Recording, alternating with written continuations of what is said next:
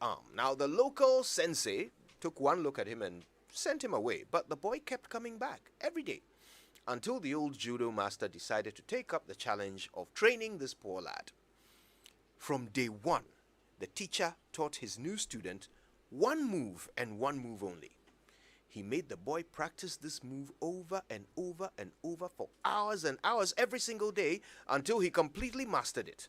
Then he made him practice some more.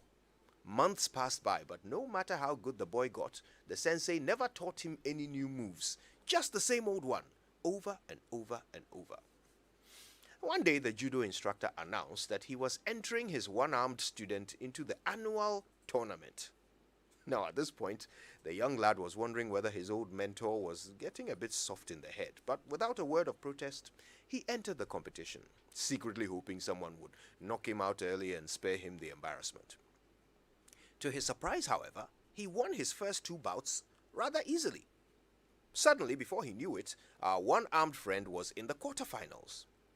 His next fight took a bit longer, but eventually he got inside his opponent's guard and applied his one move with enough accuracy to floor the rather surprised opponent and win a place in the semifinals. That wasn't easy either. His much bigger and far more experienced opponent landed a few painful points before losing concentration for one crucial second. That was all our boy needed. He stepped forward, applied his one move, and brought down his giant opponent with an almighty thud. And just like that, our boy was in the final. That turned out to be an epic battle. The one-armed boy took a serious beating, but somehow managed to stay on his feet. His final round, the boy endured pummeling of his life, but eventually he got close enough to his opponent, grabbed him with his one hand, just as he had practiced a million times, threw him over his hip, pinned the reigning champion to the mat, and that was that. After several seconds of futile resistance from his stunned opponent, the referee finally called it, and the boy with one arm was the new champion. On their way home, the still stunned boy asked his instructor, "Sensei, tell me how I just won a national judo tournament with just one move."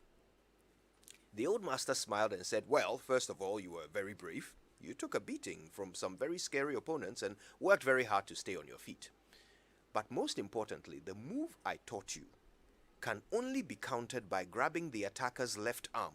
And of course, you don't have a left arm, do you?" So what's the moral of the story? It's simple, really. Every weakness can be turned into a strength. Even a disability can be turned into a strength. When we compare ourselves to those who are doing better than us in our chosen fields, we often come up with several reasons why we are unable to do as well as they.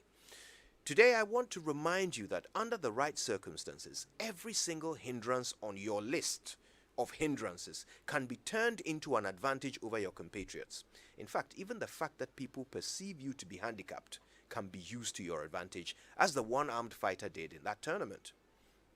I, for instance, type rather slowly, but I make up for it by being meticulous. Since I take my time to type, I take the opportunity to check my work as I go, which means errors in my typing are minimized. If I'm going to be handicapped in any way, I might as well make the most of it, right? Handicaps, hindrances can sometimes be your strongest weapon. All it takes is a little bravery, a little hard work, along with the ability to spot an opportunity and grab it in a split second, just like our champion. My name is Kojo Yankson, and I was born with nothing. So everything I have now is an advantage, even my weaknesses. Good morning, Ghana.